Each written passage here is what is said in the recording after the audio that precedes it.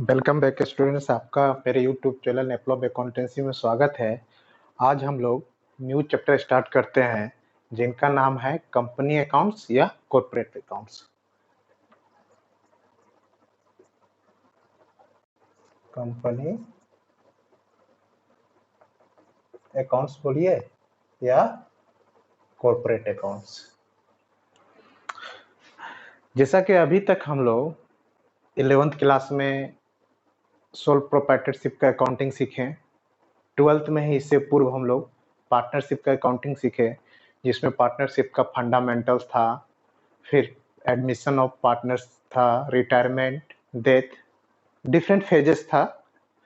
तो उसी सब केस में क्या हुआ, सबसे पहले हम लोग क्या करते थे, कैपिटल का व्यवस्था होता था व्यवसाय में, जिससे कि व्यवसाय सरवाइव कर सके, व्यवसाय को चलाया जा सके।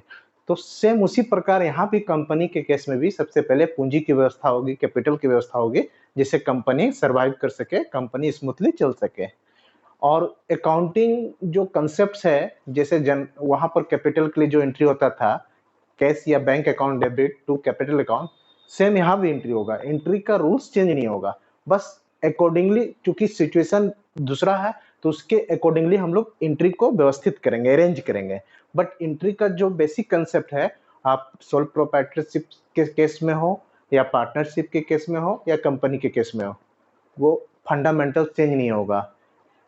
पर्सनल अकाउंट, रियल अकाउंट और नॉमिनल अकाउंट्स जो रूल्स है, वो रूल्स कभी भी चेंज नहीं होगा, चाहे आप जिसका भी अकाउंट्स करें। स्पष्ट है? तो उसी सिलसिले में आज हम लोग कंपनी में थोड़ा सा काम आसान है। जैसे पार्टनरशिप में क्या होता था, एडमिशंस होते थे, रिटायरमेंट होते थे, तो फिर से हम लोग रिकंस्टिट्यूशन बनाते थे, फिर से सारा अकाउंट्स को एडजस्ट करते थे। यहाँ पर ऐसा कुछ नहीं करना है। जैसा कि हम लोग जानते हैं, सोल प्रोप्राइटरशिप और पार्टनरशिप का रजिस्ट्रेशन अनिवार्य नहीं है, किंतु कंपनी का रजिस्ट्रेशन अनिवार्य होता है। और इसमें एक इसकी खासियत ये है कि इसका रजिस्ट्रेशन के वक्त ही बता देना पड़ता है मेमोरेंडम के थ्रू, आर्टिकल्स ऑफ एसोसिएशन के थ्रू, कि कंपनी का मैक्सिमम पूंजी कितना होगा। मतलब कंपनी अपने जीवन काल में कितना पूंजी को प्राप्त करेगा, उसको स्पष्ट कर देना होता है। हाँ, विशेष केस में अगर उतना प्राप्त करने के बाद कंपनी उसको विस्तारित करना चाहे तो आपको मेमोरेंडम में परिवर्तन करके फाइल करके रजिस्ट्रार के पास किया जा सकता है। बट इसमें क्या होता है, रजिस्ट्रेशन मतलब कंपनी का प्रारंभ होने से पूर्व ही कंपनी अपने जीवन काल में कितनी पूंजी को प्राप्त करेंगे उसकी सूचना देना पड़ता है, जिसको हम लोग बोलते हैं अकाउंटिंग की भाषा में ऑथराइज कैपिटल या रजिस्टर्ड कैपिटल या नॉमिनल कैपिटल। मतलब जिस पूंजी से कंपनी का पंजीकरण हो, जिसका आशय क्या है, उस पूंजी कंपनी अपने जीवन काल में उतना पूंजी प्राप्त कर सकते हैं। और कंपनी, चूंकि एक और इसका फीचर है, कंपनी अपने पूंजी को छोटे छोटे डिनोमिनेशन में विभक्त करके प्राप्त करते हैं, मतलब छोटे छोटे टुकड़ों में विभक्त करके प्राप्त करते हैं, जिसे हम लोग क्या करते हैं, शेयर। शेयर का मतलब ही वो क्या हुआ, हिस्सा। मतलब जो जितना शेयर करेगा करेगा उतना से कंपनी का वो हिस्सेदार हो जाएगा, मतलब कंपनी का स्वामी हो जाएगा। तो कंपनी, सपोज मान लेते हैं हम लोग, कंपनी की पूंजी 1 लाख रुपया है। कितना है कंपनी की पूंजी? सपोज 1 लाख है। 1 लाख है, इसका मतलब, और ये छोटे छोटे चूंकि अंशों में विभक्त होते हैं, टुकड़ों में, मान लीजिए प्रत्येक का रेट है 10 ईच। मान लीजिए 10 रुपया के टुकड़ा में विभक्त है, तो 1 लाख पूंजी है, 10 रुपया का मतलब भागा देंगे, मतलब 10,000 शेयर हो जाएगा। 10,000 share at the rate of 10 each. एक शेयर का दाम 10 रुपया, 10,000 से मल्टीप्लाई करेंगे, 1 लाख आ जाएगा। यहां पर क्या होता है, कोई व्यक्ति मान लीजिए सपोज 1,000 शेयर करे खरीद रहा है। कितना करे कर रहा है? 1,000 शेयर करे कर रहा है। 1,000 शेयर और रेट कितना है? 10 at the rate of 10 each है। तो इसका मतलब क्या हो गया, देगा 10,000 पैसा देगा, मतलब 1 लाख का 10%, मतलब 10% से वो कंपनी का स्वामी हो गया। पार्टनरशिप में तो हम लोग शेयर पढ़ते थे, परसेंटेज में रहता था, यहाँ भी जो जितना शेयर खरीदेगा उतना से मालिक हो गया। 10% मालिक करने का से कंपनी का जितना प्रॉफिट होगा उसमें 10% इसका भी हिस्सा होगा, जो 1,000 शेयर खरीद कर रहा है। अब सपोज दूसरा व्यक्ति मान लीजिए वो 2,000 शेयर खरीद रहा है, 2,000 शेयर करे कर दे, और प्रत्येक का दाम 10 है तो कितना हो गया, 20,000 रुपया इसको देना है। अब ये 20,000 मतलब 20% का स्वामी हो जाएगा, कंपनी के लाभ पर इसका 20% का हिस्सेदार हो जाएगा। और यहाँ पर एक इसका और फीचर कंपनी का क्या है, ये चाहे तो अपना, वहां जैसे रिटायरमेंट का केस होता था तो ये अपना शेयर इजीनेस है इसमें, इजीली ट्रांसफर कर सकता है दूसरे को, मतलब ये इसका शेयर ले ले 3,000 का मालिक ये हो जाएगा। मतलब कोई मेंबर्स अगर अपना शेयर किसी को ट्रांसफर करता है तो उसमें जैसे कि पार्टनरशिप में हम लोग रिकॉन्स्टिट्यूशन बनाते थे, रिवोल्यूशन अकाउंट करते थे, वो सब कुछ भी एडजस्टमेंट करने का जरूरत नहीं है, अकाउंट्स इफेक्ट नहीं होगा, वो इंटरचेंज आपस में कर लेंगे जो शेयर होल्डर जो शेयर खरीदते हैं वो। तो इसका मतलब एक फीचर क्या हुआ, कंपनी का शुरुआत में ही रजिस्टर्ड कैपिटल क्लियर हो जाता है कि कंपनी अंशों द्वारा अपने इतने पूंजी को प्राप्त करेंगे। दूसरा, इसके अंश इजीली ट्रांसफरेबल होता है, एक दूसरे को ट्रांसफर कर देंगे, उसका इंपैक्ट अकाउंट्स पर नहीं पड़ता है, एक बेनिफिट ये है। अब आइए कंपनी एक्चुअली काम कैसे करती है उस पर हम लोग चर्चा करते हैं। कंपनी का चूंकि छोटे छोटे डिनोमिनेशन में इसके पूंजी विभक्त होते हैं, जिसको हम लोग क्या बोलते हैं, शेयर्स। जैसे हम लोग सुनते भी होंगे कोई किसी कंपनी का शेयर क्रय किया या किसी कंपनी का शेयर बेच रहा है, तो शेयर्स क्या हुआ, हिस्सा हुआ, जो जितना शेयर खरीदेगा उतना का हिस्सेदार हो जाएगा। अब कंपनी क्या करती है मार्केट में, चूंकि कंपनी का हेड ऑफिस हो सकता है मुंबई में हो, दिल्ली में हो, व्हाटएवर कहीं भी सिचुएटेड होगा, स्थित होगा, वहां से कंपनी पूरे देश में बिजनेस करेगी। तो उसमें क्या होती है, कंपनी किसी बैंक के मार्फत, जो न्यूज पेपर के मार्फत एक एडवर्टीजमेंट करेगी और बैंक के मार्फत फॉर्म अवेलेबल करा देगी जनरली। और जो लोग इंटरेस्टेड होंगे वो क्या करेंगे, हम तो नहीं जानते हैं कि कौन मेरा शेयर खरीदना चाह रहा है, तो जो आवेदन करेगा, मतलब आवेदन देगा शेयर खरीदने के लिए, एप्लीकेशन अमाउंट देगा, कुछ अमाउंट फिक्स कर दिया जाता है, तो कुछ अमाउंट देगा तो हम जानेंगे वो व्यक्ति इंटरेस्टेड है मेरा शेयर खरीदने के लिए। अब क्या है कि उसको हम लोग क्या करेंगे, अलॉटमेंट करेंगे, जो आवेदन दिया आवेदन का छटनी करेंगे, स्क्रूटनी करेंगे, इस स्क्रूटनी के बाद उस उपरांत उसको आवंटित करेंगे, मतलब उसको अलॉट करेंगे कि नहीं आप मेरे कंपनी के शेयर होल्डर हो गए।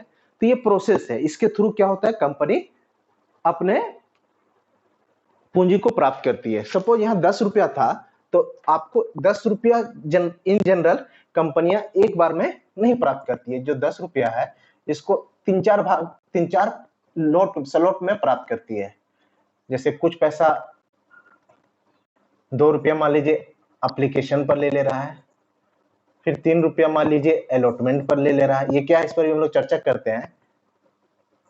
5 रुपया फर्स्ट कॉल पर ले रहा है, फर्स्ट कॉल पे ले रहा है। इसका मतलब क्या हुआ, इससे दो फायदा होता है। अगर पूरे अमाउंट को कंपनी छोटे छोटे टुकड़ों में विभक्त करके ले, कुछ फेजेज में ट्रांसफर कर दे इसको, तो इससे फायदा क्या होगा, पहला फायदा तो क्या है कि जो व्यक्ति इंटरेस्टेड तो है खरीदने के लिए, मगर उसके पास एक मुश्त पैसा देने के लिए पैसा नहीं है, मगर वो हो सकता है कि जान गया कि हमको टाइम मिलेगा, कोई भी चीज को किस्त में विभक्त कर देते हैं तो क्या होता है, बाइंग कैपेसिटी लोगों का बढ़ जाती है। तो जो शेयर खरीदने का इच्छुक है मगर पैसा के अभाव में नहीं खरीदना चाहता वो भी शेयर खरीदेगा, और कोई जो खरीदना चाहता है हो सकता है डबल शेयर खरीद ले। और दूसरा, कंपनी को भी एक तरफ एक मुश्त पैसा का तुरंत जरूरत नहीं होता है। मान लीजिए कंपनी कुछ इंफ्रास्ट्रक्चर डेवलप करना है तो सबसे पहले कुछ जमीन खरीदेगी, तो उस पर कुछ पैसा लगेगा, फिर कुछ दिन के बाद 2-3 महीना के अंदर उस पर कंस्ट्रक्शन होगा, बिल्डिंग बनेगा तो उस पर कुछ पैसा लगेगा, इस प्रोसेस के बाद कुछ मशीनरी इंस्टॉलेशन होगा, इसके वाला कुछ मिसलेनियस खर्चा होगा, रॉ मटेरियल्स परचेज होगा, कुछ मैन्युफैक्चरिंग कॉस्ट आएगा, व्हाटएवर। तो कंपनी को भी एक मुश्त पैसा का जरूरत नहीं है, और दूसरे ओर जो बायर्स हैं वो भी एक मुश्त पैसा देने की स्थिति में जनरली बहुधा नहीं होते हैं। तो उस केस के लिए क्या करती है कंपनी, किस्त में पैसा लेती है। उसी किस्त को हम लोग क्या बोलते हैं, पहला किस्त हो गया आवेदन, कुछ पैसा एप्लीकेशन पर मिलेगा, कुछ पैसा अलॉटमेंट पर, कुछ पैसा फर्स्ट कॉल, किसी किसी क्वेश्चन में कुछ पैसा सेकेंड कॉल। स्पष्ट है। इंस्टॉलमेंट में पैसा लेने से दो फायदा है, शेयर ज्यादा बिकते हैं, बाइंग कैपेसिटी लोगों का बढ़ जाता है। अब ये हो गया आपका स्ट्रक्चर। अब इससे बेस्ट एक सम्स लेते हैं आपके टेक्स्ट बुक से और उसके एंट्री को हम लोग समझने का प्रयास करते हैं। आइए,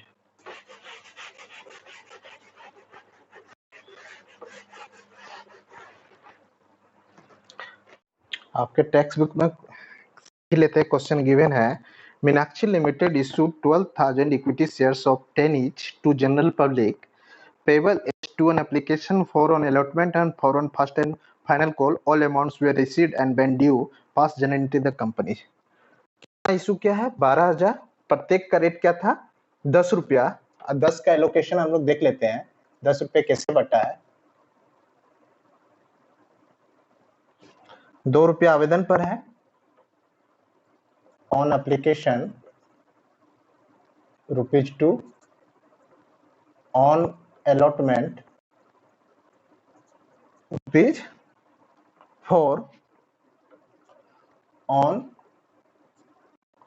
फर्स्ट एंड फाइनल, क्योंकि इसके बाद कुछ नहीं इसीलिए फाइनल जोड़ दिया जाता है, कॉल ₹4। 10 रुपया है। टोटल शेयर आपका 12,000 है। 12,000 शेयर्स है, टोटल 12,000 है, जिस पर सारा हमको एंट्री करना है। 10 रुपया के रेट से है, मगर 10 एट द रेट ऑफ 10, मगर क्या हुआ है? 10 रुपया को किस्त में बांट दिया गया है। 2 रुपया आवेदन पर लेंगे, 2 4 रुपया अलॉटमेंट 6 हो गया, फर्स्ट एंड फाइनल कॉल पर 4। अब हमको इसका एंट्री करना है। तो देखिए, सबसे पहले हम लोग पहले ही चर्चा किए थे कि जैसे कि हम लोग किस्त में बांट देते तो पहला हमको आवेदन का पैसा मिलेगा, तो क्या करेंगे? Bank account debit to share application पैसा मिल रहा है, तो application account to share application account. कितना है? 12,000 शेयर है और एप्लीकेशन का रेट 2 है। 12,000 को 2 से मल्टीप्लाई करेंगे, मतलब यहाँ 24,000 मिलेगा आवेदन पर। मगर ये application allotment first and final call तो टेम्पोररी है, तो एप्लीकेशन का मनी भी मेरा कैपिटल है, अलॉटमेंट का मनी भी कैपिटल है, फर्स्ट एंड फाइनल कॉल का मनी भी कैपिटल है, सब कैपिटल को रिप्रेजेंट कर रहा है। तो फाइनली जो टेम्पोररी एप्लीकेशन अकाउंट खुला है, इसको हम लोग कहाँ ट्रांसफर कर देंगे? ओरिजिनल अकाउंट कैपिटल में। तो इसको ट्रांसफर करना मतलब इसको बंद करना है टेम्पोररी अकाउंट को, तो क्या करेंगे? इसको काटेंगे नहीं, इसको रिवर्स कर देंगे काउंटिंग में। जिसका भी इंपैक्ट खत्म करना है, डेबिट को क्रेडिट या क्रेडिट को डेबिट। तो यहाँ पर एप्लीकेशन क्रेडिट था, तो इसको हम लोग डेबिट कर दिए, शेयर एप्लीकेशन अकाउंट डेबिट, और ओरिजिनल अकाउंट जो खोलना था वो खोल देंगे, शेयर कैपिटल अकाउंट। स्पष्ट है? कितना अमाउंट? 24,000। तो मेन एंट्री अगर हम लोग देखें, दोनों को कंबाइन करें, पहला और दूसरा एंट्री को, तो main entry bank to share capital ही है, मगर चूंकि किस्त में ले रहे हैं तो किस्त के नाम आपका टेम्पोररी एक अकाउंट खुल गया।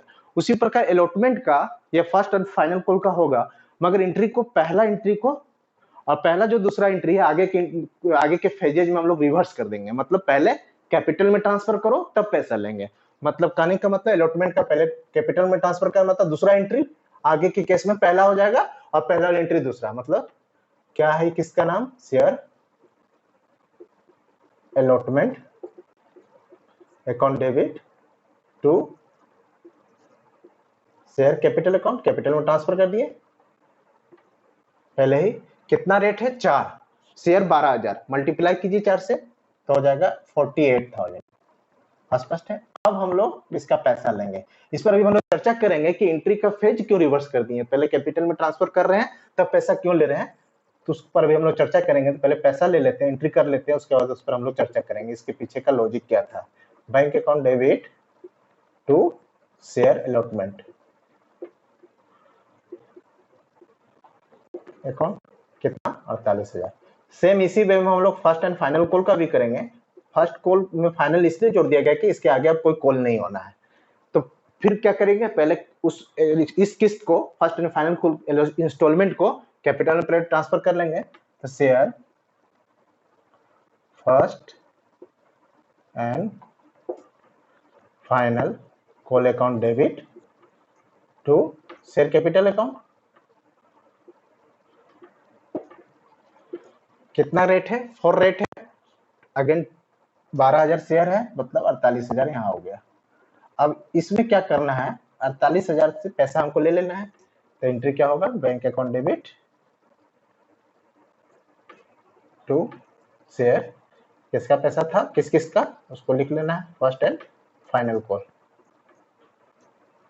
यहां तक हम लोग को कोई दिक्कत नहीं है। अभी हम लोग जो एंट्री को रिवर्स किए थे, पहला एंट्री की जगह दूसरा एंट्री और दूसरा की जगह पहला जो कर दिए थे, उस पर अभी लोग चर्चा करते हैं। देखिए, जब आवेदन का पैसा मिला, क्योंकि कंपनी क्या करती है, किसी बैंक के मार्फत से अपने शेयर को बेचती है और लोकल एडवर्टाइजमेंट के थ्रू प्रचार करती है कि जो भी शेयर खरीदना चाहता है इतना दिन के अंदर कंपनी का शेयर आवेदन दे के खरीद सकता है। आवेदन देना होगा शेयर खरीदने के लिए और आवेदन पर कुछ पैसा भी डिसाइडेड रहता है, जैसे इस केस में 2 रुपया डिसाइडेड है। तो जो खरीदना चाहता है 2 रुपया डालेगा, जितना शेयर लेना चाहता है उतना से मल्टीप्लाई करके डालते जाएगा। फाइनली उसका क्या होता है, कंपनी स्क्रूटनी करती है और उसका आवेदन देने का मतलब ये नहीं है कि आपको शेयर मिल गया, ये भी स्पष्ट रखिए। आवेदन देना, आप इंटरेस्टेड है कंपनी का शेयर लेने के लिए, ये बताता है। बट कंपनी स्क्रूटनी करने के बाद जो आपको शेयर अलॉट कर देगा, या तो शेयर अलॉट करेगा या आपके शेयर को रिजेक्ट करेगा, मतलब आपके शेयर पर जो आवेदन पैसा दिए थे लौटा देगा। कंपनी डिसाइड करेगी। हो सकता है आपका आवेदन इनकम्प्लीट हो, या कंपनी मान लीजिए 12,000 शेयर इशू किया है, हम तो नहीं जानते मेरा कितना शेयर लोग इंटरेस्टेड है, 15,000 के लिए आवेदन आ जाए, तो उस केस में जितना इशू किए उससे ज्यादा तो हम किसी भी केस में अलॉट नहीं कर सकते हैं। तो जो एक्सेस होगा या तो उसको रिटर्न करना होगा या फ्यूचर के लिए उसको एडजस्ट करना होगा। तो जो भी केस हो, तो आवेदन के समय तो हमको नहीं मालूम रहता है, इसीलिए क्या होता है उस केस में पहले हमको पैसा मिलता है, फिर उसको फाइनली उसका जो ओरिजिनल अकाउंट है उस किस्त का कैपिटल में ट्रांसफर कर दिया, उस किस्त को पैसा को कैपिटल में कन्वर्ट कर लिए, क्योंकि सारा कैपिटल अमाउंट ही है, आवेदन का पैसा हो या अलॉटमेंट या फर्स्ट कॉल, फाइनली तो कैपिटल में जाना है, क्योंकि किस्त बांट दी है। जिसका बेनिफिट क्या होता है, लोग का बाइंग कैपेसिटी बढ़ जाता है। जो लोग शेयर एक खरीदना 10 शेयर खरीदना चाहते हो 20 शेयर खरीद सकता है, क्योंकि जान गया कि उसको समय मिल रहा है। जो इंटरेस्टेड है मगर पैसा के अभाव में एक मुश्त पैसा ना देने की कैपेसिटी में है, उसको भी इस सुविधा मिलने पर, इंस्टॉलमेंट मिलने पर लोग का बाइंग कैपेसिटी बढ़ता है, तो शेयर ज्यादा बिकता है। तो उस और दूसरा केस में क्या किए हम लोग, उल्टा इसलिए कर दिए। सपोज आप एक उदाहरण लेते हैं, आपको बिजली का कलेक्शन लेना है, तो हम लोग क्या करेंगे, बिजली डिपार्टमेंट में आवेदन देंगे, एक फॉर्मेट रहता है उसमें भर के देंगे, कुछ आईडी प्रूफ लगा के देंगे, तो और उसके बाद बिजली विभाग क्या करेगा, कुछ पैसा लेगा आवेदन के साथ, और उसके बाद 1-2 दिन के अंदर हमको बिजली का कनेक्शन दे देगा। तो सपोज यहाँ से हम तुलना करते हैं, बिजली विभाग क्या किया, कुछ पैसा लिया, तो बैंक आवेदन का पैसा था तो आवेदन के नाम से, फाइनली वो मेरे नाम, मेरे जो खाता खोला होगा उसमें ट्रांसफर कर दिया। अब क्या आगे से जैसे जैसे महीना बीतेगा, हर महीना का बिल बिजली विभाग हमको भेजेगा और हम उसका पैसा पेड करते जाएंगे। कुछ समय दे देगा, कितना दिन के अंदर आपको पेड करना है, बिजली बिल थोड़ा पहले ही आ जाता है, अर्लियर जनरेट होगा। उसी प्रकार यहाँ पर अलॉटमेंट हो गया, मतलब हमको इंटीमेट करना कि आपका आवंटन का पैसा आ गया, मतलब इस महीना का पैसा आ गया, अगले इस किस्त का पैसा आपको देना है। उसी प्रकार फर्स्ट कॉल, मतलब शुरुआत में बैंक इसलिए आता है क्योंकि हमको अननोन रहते हैं कौन कौन बिजली का कनेक्शन लेगा, मतलब कौन कौन मेरा शेयर खरीदना चाहेगा। आगे जब हम समझ गए कि ये बंदा मेरा शेयर खरीदा है, अगला किस्त तो हम उसी से ना मांगेंगे। तो मांगना मतलब उसको ड्यू, उसी को हम लोग बोलते हैं ड्यू करना, कॉमर्स की भाषा में ड्यूज करना। ड्यू हो गया उसका अलॉटमेंट का पैसा, फिर फाइनली उसका पैसा देगा। उसी तरह फर्स्ट कॉल। तो स्पष्ट है कि आप आगे के केसेस में हम लोग आगे के इंस्टॉलमेंट में पहले ड्यू करेंगे। ड्यू करना मतलब कैपिटल में ले जाना, और तब उस किस्त का पैसा ले लेंगे। इस बीच में एक ड्यूरेशन भी रहता है, जैसे बिजली बिल का आता है तो हमको 10 दिन का समय रहता है, बहुधा यहाँ पर हर किस्त के बीच में 1 महीना से 15 से 1 महीना का समय दिया जाता है। तो ये आपका कॉन्सेप्चुअल पार्ट हो गया। इससे रिलेटेड बहुत से अंश है जिसको हम लोग आगे फर्दर देखेंगे। तब तक आप लोग इस पर वर्क करेंगे और निश्चित रूप से तत्वों को समझेंगे। Thank you.